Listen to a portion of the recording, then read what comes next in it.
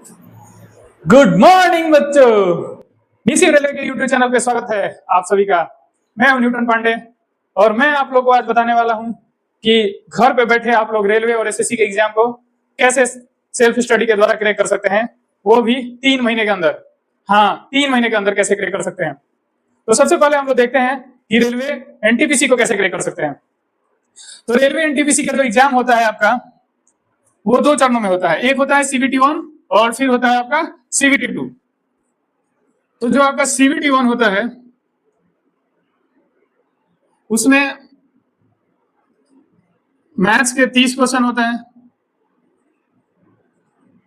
Reasoning के आपके 30 question होते हैं और आपके जीए और जीएस का 40 क्वेश्चन होते हैं। और ये इतने ही नंबर के भी होते हैं, 30 नंबर का और ये भी 30 नंबर का और ये 40 नंबर का। जो टोटल नंबर ऑफ क्वेश्चन होता है वो होता है 100 नंबर्स के लिए, ठीक है। और इसके लिए आपको टाइम जो मिलता है वो सिर्फ 90 मिनट से मिलता है। तो आप 90 मिनट्स में सीबीटी 1 को कैसे क्रैक कर पाइएगा? 90 मिनट में 100 क्वेश्चन को आपको सॉल्व करना पड़ेगा। और आज जो है सीबीटी 1 का रिजल्ट आया है, एनटीपीसी सीबीटी 1 का, तो उसमें मैं कट ऑफ देख रहा था। तो जनरल का कट ऑफ है वो मिनिमम 75 है और स्टेशन मास्टर के लिए तो वो 80 हो गया है। स्टेशन मास्टर वाला जो पोस्ट है उसके लिए 80 हो गया है। तो आप देख लीजिए कि कंपटीशन कितना बढ़ गया है। तो इसको कैसे हम लोग इसको क्रैक कर सकते हैं और कैसे 75 to 80 नंबर ला सकते हैं, वो भी सेल्फ स्टडी से। तो उसके लिए मैं आज ट्रिक बताने वाला हूं कि कैसे आप इसको 75 और 80 नंबर ला सकते हैं। तो उससे पहले हम लोग देख लेते हैं कि सीबीटी 1 का तो ये हो गया कि 100 नंबर का क्वेश्चन होता है और 100 क्वेश्चन होता है 100 नंबर का। फिर सीबीटी 2 आपका होता है, जब आपका ये एग्जाम निकल जाता है तो आपका होता है सीबीटी 2। तो अभी जितने बच्चों ने सीबीटी 1 क्रैक किया है, जितने बच्चों का सीबीटी 1 में सिलेक्शन हुआ है, वो आगे जाके आप सीबीटी 2 का एग्जाम देंगे। तो उसमें क्या होता है, उसमें भी ये 3 ही सब्जेक्ट पढ़ना होता है, जिसमें मैथ्स हो जाता है 35 नंबर का, रीजनिंग जो है वो हो जाता है आपका 35 का, और जीएस कितने का हो जाता है, ये हो जाता है 50 नंबर का। तो टोटल नंबर ऑफ क्वेश्चन यहाँ 120 हो जाता है और ये 35 नंबर का रहता है, ये भी 35 नंबर का रहता है, ये 50 नंबर का रहता है। तो ये 120 नंबर का भी होता है, ठीक है। लेकिन आपका जो सीबीटी 1 में 90 मिनट मिल रहा था 100 क्वेश्चन अटेम्प्ट करने के लिए, यहाँ 120 क्वेश्चन अटेम्प्ट करने के लिए भी आपको 90 मिनट ही टाइम मिलने वाला है। तो आप देख रहे हैं कि कंपटीशन कितना बढ़ जाता है। उसके बाद जैसे ही आप सीबीटी 1 क्रैक करते हैं, आप एक इलाइट क्लब में शामिल हो जाते हैं, जिसमें आपको बहुत कम बच्चों से कंपटीशन होता है। लेकिन आपका कंपटीशन बढ़ जाता है क्योंकि यहाँ तो सभी सेलेक्टेड कैंडिडेट है, सभी के पास नॉलेज है। उसमें तो जिसको नॉलेज है नहीं है सभी भर देते हैं और एग्जाम हो जाता है। तो उसमें क्या है कि बहुत कम कट ऑफ जाता है, मतलब फिर भी देखिए कट ऑफ कितना जा रहा है, 75-80। तो आप 75-80 नंबर कैसे ला सकते हैं घर बैठे? तो घर बैठे 75 to 80 नंबर लाने के लिए मैं आपको बताने वाला हूं कि सबसे पहले आप जो भी रेलवे का सिलेबस है, रेलवे के सिलेबस को देखिए कि रेलवे आखिर पूछता क्या है। तो आप सबसे पहले उसमें मैथ्स का देख लीजिए, रीजनिंग का देख लीजिए और जनरल साइंस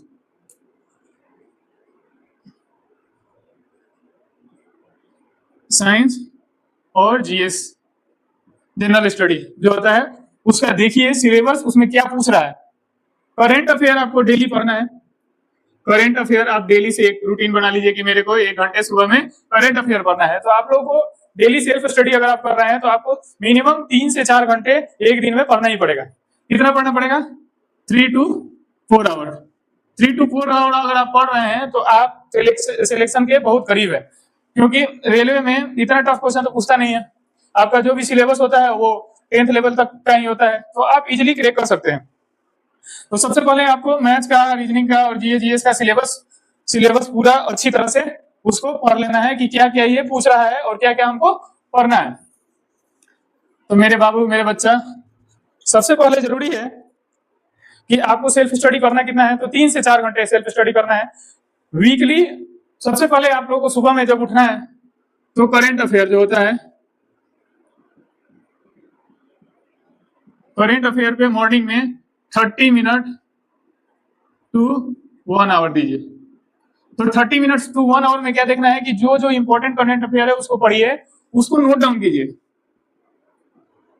नोट डाउन कीजिए अपने कॉपी में, और उसको वीकली रिवाइज कीजिए। जब आपको संडे को टाइम मिलता है ज्यादा, तो उसमें आप एक बार पूरा जितना भी आपने पूरे 6 दिन या 7 दिन का लिखा है उसको एक बार वीकली रिवाइज कीजिए, और फिर आप उसको एक बार मंथली रिवाइज कीजिए। तो जब आप वीकली और मंथली पूरा ये जो जनरल ये करंट अफेयर आ रहा है उसको रिवाइज करिएगा, तो आपके माइंड में बैठा रहेगा कि कौन कौन सा करंट अफेयर इस मंथ में आया हुआ है। तो आप इससे क्या होगा कि आपका एक जब एग्जाम का टाइम आता है तो उसी टाइम क्या करते हैं बच्चे, उसी टाइम स्टार्ट करते हैं कि जो 6 महीने का करंट अफेयर है उसको मैं एक महीने में कैसे पढ़ सकते हो। एक महीने में आपके माइंड में दुनिया भर का भर जाता है, फिर आप उसको समराइज नहीं कर पाते हो कि क्या है, कब कब का इवेंट है, कब मोदी जी गए हैं, यहाँ गए हैं, वहां गए हैं, फिर अभी इसका इंडेक्स क्या आया है, सभी इंडेक्स वगैरह सब आते रहता है। तो आप कैसे उसको एक टाइम में समराइज कर सकते हैं। तो इसलिए जरूरी है कि आप उसको डेली पढ़िए, वीकली उसको एक बार रिवाइज कीजिए, एक बार मंथली रिवाइज कीजिए। तो इससे क्या हो जाएगा, आपका करंट अफेयर पे स्ट्रॉन्ग पकड़ हो जाएगी। अगर आपका करंट अफेयर पे स्ट्रॉन्ग पकड़ हो जाएगी तो आपका 10 से 15 नंबर आजकल एग्जाम में जो जीए के पोर्शन में सीबीटी 1 में 40 नंबर है ना, तो 40 नंबर में आपका 10 से जो 15 क्वेश्चन रह रहा है वो रह रहा है करंट अफेयर का। तो इसी से समझ सकते हैं आप करंट अफेयर का कितना वेटेज है।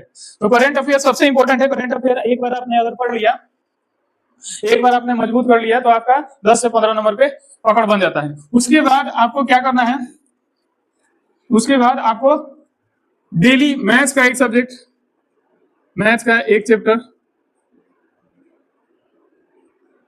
कवर करना है, ठीक है। और उससे रिलेटेड मिनिमम 50 क्वेश्चन आपको बनाना है। और वो भी इजी वाले नहीं, वो जितना हार्ड हो सके उतना बनाइए। अगर आप इस पे 1 से 1.5 घंटे आपको इस पे टाइम देना है, मैं क्या बोला हूँ, 3 से 4 घंटे आपको पढ़ना पड़ेगा, 3 से 4 घंटे आपको सेल्फ स्टडी करना पड़ेगा। इसमें से 1 से 1.5 घंटे आपको मैथ्स को देना है। तो 1 से 1.5 घंटे अगर आप मैथ्स को दीजिएगा तो उसमें क्या करना है, आपको एक चैप्टर को पढ़ना है, उससे रिलेटेड क्वेश्चन बनाना है, ठीक है। उसके बाद सेम रीजनिंग पे भी यही अप्लाई होता है कि एक चैप्टर आप पढ़िए और उसका 50 क्वेश्चन सॉल्व कीजिए डेली। डेली एक चैप्टर 1 घंटे इसको पढ़ना है, ठीक है। 1 घंटा रीजनिंग को पढ़ना है, 1.5 घंटे 1 से 1.5 घंटा मैथ्स को पढ़ना है, करेंट अफेयर को सुबह आधा घंटा से 1 घंटा देना है। उसके बाद हमारा बचता है जनरल साइंस और जनरल स्टडी। तो एक दिन इसमें जनरल साइंस को देना है और एक दिन आपको जनरल स्टडी को देना है। तो जनरल साइंस में सबसे ज्यादा वेटेज आजकल किसका है, तो जनरल साइंस में सबसे ज्यादा वेटेज आपका दे रहा है बायोलॉजी का। तो आपको सबसे ज्यादा ध्यान किस पे देना पड़ेगा, इसमें बायोलॉजी पे, बायोलॉजी पे दे दीजिए ध्यान। उसके बाद आप केमिस्ट्री पे दे दीजिए, उसके बाद आप फिजिक्स पे दे दीजिए। इसमें क्या है, हिस्ट्री है, ज्योग्राफी है, पॉलिटी है, ठीक है। तो ये हो गया आपका लमसम गोल। तो इसमें क्या है, आपको डेली 30 मिनट आपको जनरल स्टडी को देना है। जनरल साइंस या जनरल स्टडी जो भी पढ़ रहे हैं आप डेली 30 मिनट इसको पढ़िए। डेली 30 मिनट पढ़िएगा तो आपका इससे पे भी कमांड अच्छा खासा बन जाएगा जनरल साइंस पे। तो आप जो है एक अच्छे लेवल पे पहुंच सकते हैं। उसके बाद क्या करना है, वीकली में क्या करना है आपको, ये तो डेली का मैं बता दिया कि 3 से 4 घंटे पढ़ना है। 3 से 4 घंटे में आपको सुबह में करंट अफेयर पढ़ना है, उसके बाद 1 से 1.5 घंटे मैथ पढ़ना है, 1 से 1.5 घंटे रीजनिंग पढ़ना है, फिर आधा से 1 घंटा आपको जनरल साइंस या जनरल स्टडी पढ़ना है। उसके बाद वीकली क्या करना है, संडे को तो आप पूरा फ्री रहते हैं, तो संडे को आप क्या कीजिए कि संडे को आप सबसे पहले सुबह सुबह उठिए, तो अपना जितना अपने एक वीक में या एक मंथ में करंट अफेयर पढ़ा है उसको एक बार रिवाइज कीजिए। पूरा रिवाइज करने के बाद आपने जितने भी जीके जीएस पढ़े हैं, ठीक है, उन सभी को फिर से रिवाइज कीजिए, ठीक है। ये होने के बाद आप एक टेस्ट सीरीज दीजिए, टेस्ट सीरीज लीजिए, टेस्ट सीरीज कितना होगा आपका 1.5 आवर्स का, 1.5 आवर्स का आपका टेस्ट सीरीज होगा 90 मिनट का। 90 मिनट का आप CBT 1 का भी देते हैं या CBT 2 का भी देते हैं, दोनों में 90 मिनट ही है। तो 90 मिनट का जब आप टेस्ट सीरीज देते हैं तो उसको सॉल्व करने में तो आपको 90 मिनट ही टाइम मिला, लेकिन उसके बाद आप जब एक बार रिजल्ट देखिए उसका, उसके बाद उसको समराइज कीजिए, फिर से उसको देखिए कि कहाँ मेरा गलती हुआ है, क्या क्वेश्चन छूटा है। तो जो क्वेश्चन छूटा है या जो आपसे गलती हो रही है उसको एक तरफ नोट डाउन करते रहिए कि हाँ मेरा ये क्वेश्चन छूट गया है, ये मेरा सब्जेक्ट वीक हो रहा है। फिर आप उनका लिस्ट बना लीजिए कि मेरे को ये चीज पढ़ना है। तो जब आप नेक्स्ट वीक वाले टेस्ट दे रहे हैं तो जितना टेस्ट आपने मतलब 1.5 आवर आपने किसमें लगाया, टेस्ट सीरीज देने में लगाया, तो इसको फिर से सब्सक्राइब मतलब जितना भी है मतलब उसको समराइज करने में फिर से एक बार फिर से देखने के लिए मतलब फिर से आप उसको देखिए कि क्या क्या मेरा छूट रहा है, क्या क्या मेरा वीक पोर्शन है। इससे आपको पता चलेगा। टेस्ट सीरीज आपको सबसे बड़ा आईना है जो आपको दिखाता है कि हाँ आप कितने लेवल में हैं। तो आपको जरूरी है कि आप एक टेस्ट सीरीज वीकली दीजिए। तो वीकली अगर आप टेस्ट सीरीज दे रहे हैं तो उससे आपको पता चल जाएगा। तो सबसे पहले आप 1.5 घंटे का टेस्ट सीरीज दीजिएगा, उसके बाद 2 घंटे उसको समराइज कीजिए, उसमें देखिए कि क्या गलती हो रहा है, उसको देख लिए। उसके बाद आपका आता है मंथली, एक टेस्ट सीरीज देना है, उसके बाद मैथ का उसमें 100 क्वेश्चन बनाइए, रीजनिंग का। ये टेस्ट सीरीज देने के बाद आप मैथ का 100 क्वेश्चन रिवाइज कीजिए, 100 क्वेश्चन और 100 रीजनिंग का।